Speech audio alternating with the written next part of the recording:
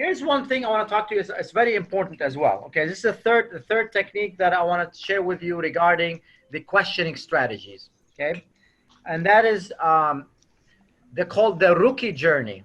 Okay, and the rookie journey talks about, how many of you, you remember your first job? You guys remember your first? Raise your hand if you remember your first job. Okay, good. So what happens in the first job? You come in and they teach you on the job and you're a little bit nervous. Okay, so for example, let me share with you a short story with a salesperson. They came, one of the clients we work with, he comes over and he's working in a department store. They're selling they were selling coolers, okay, AC, air conditioning and coolers. So they told the salesperson, okay, you go there, be in that department and just wait when a customer comes over and ask you about a cooler, and then you answer their questions, and then you sell them. So the guy is nervous. He goes there, he's like, I don't know what to do, I'm just gonna sit there, I'm gonna wait. And fair enough, this older lady comes in and she's telling him, hey, John, I'm looking at these coolers. I'm trying to get a cooler for my apartment, and I'm wondering, like, what do you recommend? And he's like, well, I'm gonna try to help you. So how big is your apartment? It's like, oh, it's around 1,600 feet. Well, let's see. Well, we have multiple designs and we have multiple brands. Which one do you like more by just looking at it? And then we can talk about price later. It's like, well, I like the way this one looks. If it fits, if it covers my whole apartment, that looks good. The JVC right there. Okay, how much is that one? Let me find out for you. That's a very good question. Let me go ahead and just find out for you. And I'll be right back. Okay. So John runs to the manager, tell him about the GVC. He brings it back and he comes back to the old lady. Okay. This is like 2,300 watts. It's very strong and it costs $1,500. Okay. So is that something you're interested in?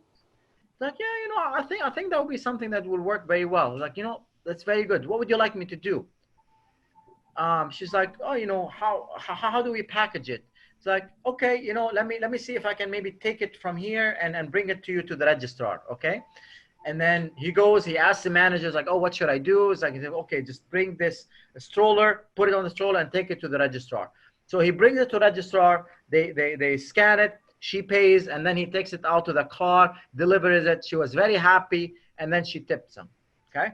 Now the manager at that store start realizing the numbers in sales starts going higher in the AC department, in the cooler department. So the regional director calls that store and is like, what are you guys doing differently that your sales are going higher?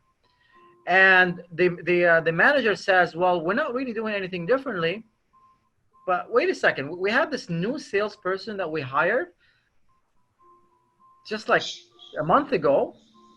I don't know if there's anything related to that. He says, you know what? I need you to train them. I need you to send them to sales training. This is good. This salesperson is doing something good, and we should train them. So the manager comes to John, and then it's like, you know what, John, you're doing a good job here. So we decided we're corporate. We're going to send you to sales training. So he got excited, and now he sent them to book them to send them to a 1 week sales training. Sales training would be more about like product development, product information, and all that stuff.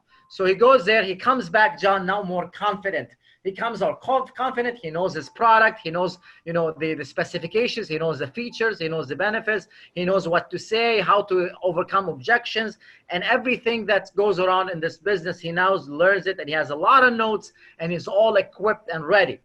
He comes over to the store, and he's like waiting, and now the customer comes in, and when the customer comes in, he's like asking all these questions, and he's telling them, you should buy this one. This one is it cools your place in this much time versus this one. This one has a warranty that will last you for 90 days. It's better than that one. And he's like making recommendations based on the training that he got. And he has very informative. He knows everything about everything in that department. What do you think what happened to the sales? Did it go up or did it go down? Down. Down. You would think it would went up, but it actually went down. Why? Because he confused the client. He confused the client? That's right. He confused the client with so much information, Yes. with a lot of features, but not just confuse the client, scared the client. Yeah. Why did it scare the client? Because he's so confident. He knows everything about this product. He knows what to say, when to say it, how to overcome objection. He's like a he's like more of an Iron Man. Nothing moves him. And that scares clients because clients, they know now they're dealing with a salesperson, that salesperson wants to get commission. They're trying to sell them. So they get scared from them. Everybody understand? Yes? Hello? Nod your head if you do. Okay, good. So basically the professional salesperson, so when I start working with him, the professional salesperson, they use the rookie intentionally. Intentionally, they play the rookie intentionally. Okay? Could you write it, please? Yes. Yes. So the professional salesperson, they play the rookie intentionally, on purpose. So what does that mean? What does that mean? That means, for example, that is the skill that I'm going to teach you right now. This skill called okay, not okay. What does that mean? Okay, not okay.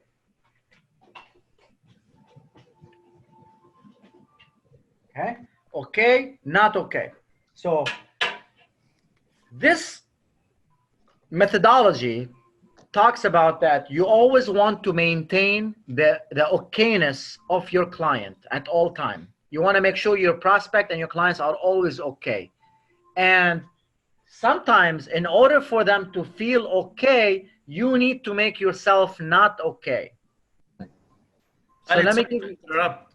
Yeah. I think we can call this technique as well as KISS, keep it simple and stupid, right? I like the stupid piece. Yes, it's probably, I don't know about the technique about stupid, but it sounds like it. I don't know if it is or not, but it's, you want to act like you're stupid.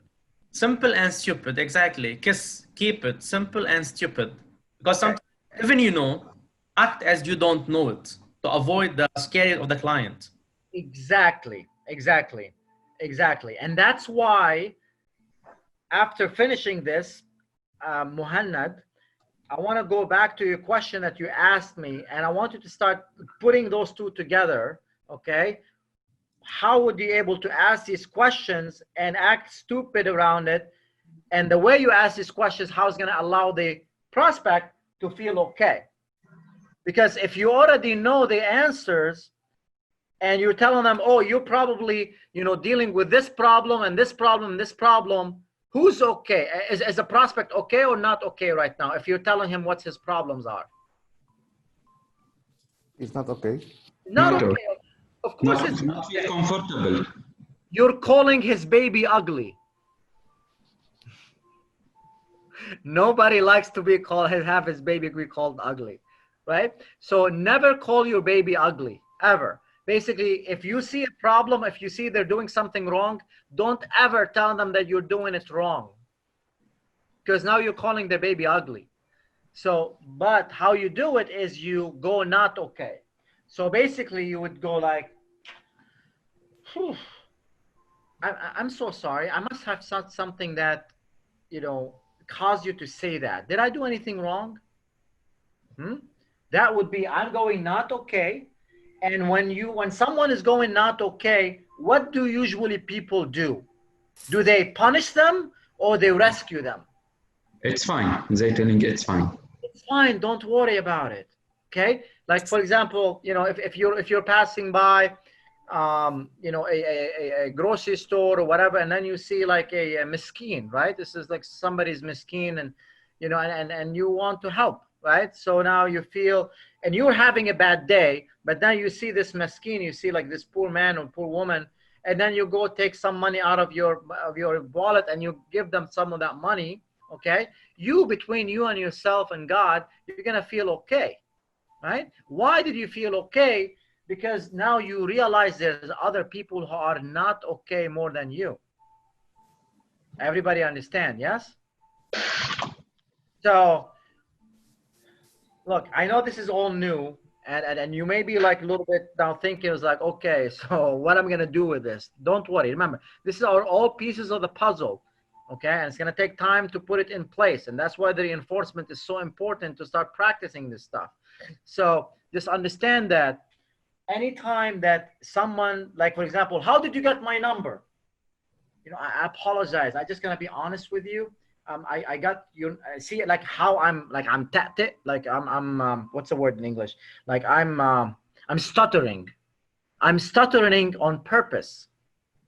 Make sense? I'm stuttering on purpose because I am going not okay, so that the prospect will rescue me and will not punish me. And now that builds rapport. Everybody understand? Yes. Yes. Okay. That's what we're doing when we're kids, when talking with our parents. If we did something wrong or something, we'll try to lower our وحياة الله وحياة الله يا بابا وحياة الله. You start saying, you start تحلف without, and you don't know what you're saying. Just وحياة الله وحياة الله. That's exactly. You're going not okay. Right? So that's how you go not okay. You go not okay so that you maintain the okayness of your client. So how you do this? With body language. So you're saying that it's costing you $50,000 a month? Yeah. Huh. How long this problem has been going on for? 3 years? Are you saying that you've been dealing with this for 3 years? Whew. How do you feel about that? I'm confused. I am frustrated more than him, and he's trying to now. It's like, okay, it's okay, Khaled. You know, you don't have to be stressed out that much, right? So you want to go not okay, so that the prospect will feel more okay than you, and they feel better about themselves. And that's why in the end, I ended up with most clients we work with have these problems. So you're not alone. I'm going not okay, and I'm being a nurturing parent also.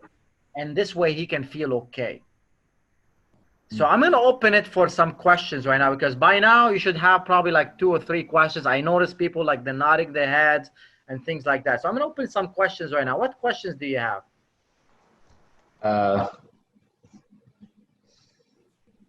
Raise your hand, please, so I can pick, so I can choose you. Okay, Subhi, you have a question, and also, who else has a question? Okay, go ahead, Subhi. It feels not comfortable for me to do this. Good. That's why you're learning. That's why you're growing. That's why you're in this training. If it's comfortable, that means you're not learning. Only when you're not comfortable, that's when you're growing. That's you're stepping outside your comfort zone. That's Yes. a good. Yeah, especially that I face this this scenario with the client, which we talk on the first day of the training, who I lose him. You remember I told you I will be sitting with him and to discuss why he not choose our company. Yeah, yeah. Yeah, actually now I sit with him Saturday after the training, and I ask him a lot of questions, and now I realize why, but now I realize exactly why. Why? Because I was showing him I am super professional in this field.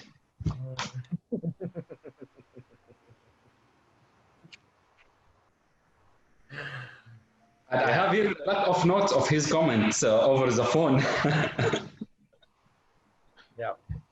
So he want to escape or secure himself, and he escape away to another one. And you don't feel bad, Subhi. This is a big. Oh, I mean, sure. Yeah, we sit together, we take dinner and discuss a lot of points. Now I know why, but it's really hard for me to show myself. I don't know. Let's say. okay. So you want to learn how to act. Yes. You want to learn. Everybody on this call, you need to start learning how to act. Okay, not acting because you're trying to hurt or manipulate. You're acting so that you're coming from the intention to help your prospect understand the importance of this pain that they're working with or they're dealing with, so that you can provide them the proper solutions.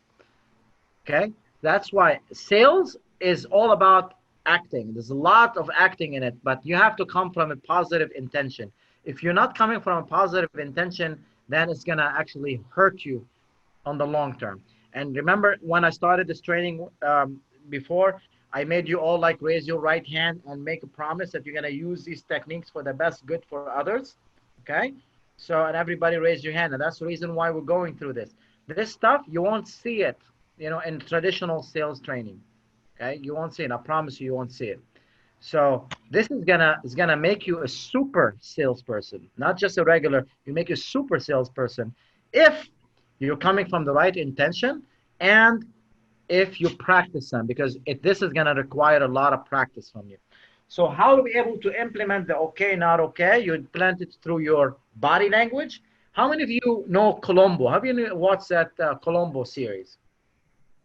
Remember Colombo, the investigator? Yeah. Yeah. Yes, Colombo Aziz, you remember? Okay. So Yes. you remember Colombo? He acts like he acts like dumb. So the criminal do not get intimidated by Colombo. They make fun of him. It's like, who is this chode coming over, right? So they were like, so what he usually does is like, yeah, just I want to ask you a question, and then how did that happen? Oh, okay.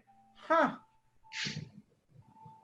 So you mean like you were there at 4 o'clock yesterday? Oh, okay. All right. Well, thank you. I mean, that's all what I have today. Okay. If I have any questions, is that okay if I call you? Okay, good. Thank you. Bye. And then on the leaving, oh, actually, one more question. And that is usually the what he wants to get. He's pretending he's leaving, and then he stops. He turns around. It's like, oh, just one more question. And when he says that, boy, that is because now the criminal or the suspect, he dropped his guard. Colombo is leaving right now, okay? And he's just gonna probably ask you, oh, one more question. But usually that one more question, that is what he wants to learn, and that's what he gets, and that's what's gonna get the criminal or the suspect in trouble, okay? But it's that body language. Once you start using that, it's like, huh? Are you seeing this? How long has it been going on for? Voice, nurturing parent voice. How long has it been going on for? What have you done about it? Did that work? See that curiosity, the nurturing voice? And now you got also, your body language and your tone of voice. Those are the two things that you need to use when you implement this very powerful technique of okay, not okay, under using the rookie journey. So you want to act as if you are a rookie, but you're doing it intentionally. Fine. Khaled, Yes. when we are closing a deal usually with a client, you are negotiating the final price. The client always, he wants to see you are in a situation where you are not okay with the discount. Like he wants to see your body language, your voice. No, I cannot do it. It's too much for me. Maybe you are okay. Like usually is what's happening with us. Let's say he wants 100,000 for the complete deal. And it's very fine with me, okay? But I will not show him this. I cannot do this. Usually I do like this. Even I'm ready to close, sometimes I'll give him some time. When he feels that you are not okay, he will be okay, and he will be ready to sign and to close. Exactly. So for example, let's say if you're let's say if you're buying a car, okay, you're buying a car from someone, and then you call this person, or you come to see the car, you like the car, and they're asking, let's say, $10,000 for it. You tell them, hey, would you take $9,000 for it? And automatically say, okay, yeah, sure, no problem. How are you gonna feel?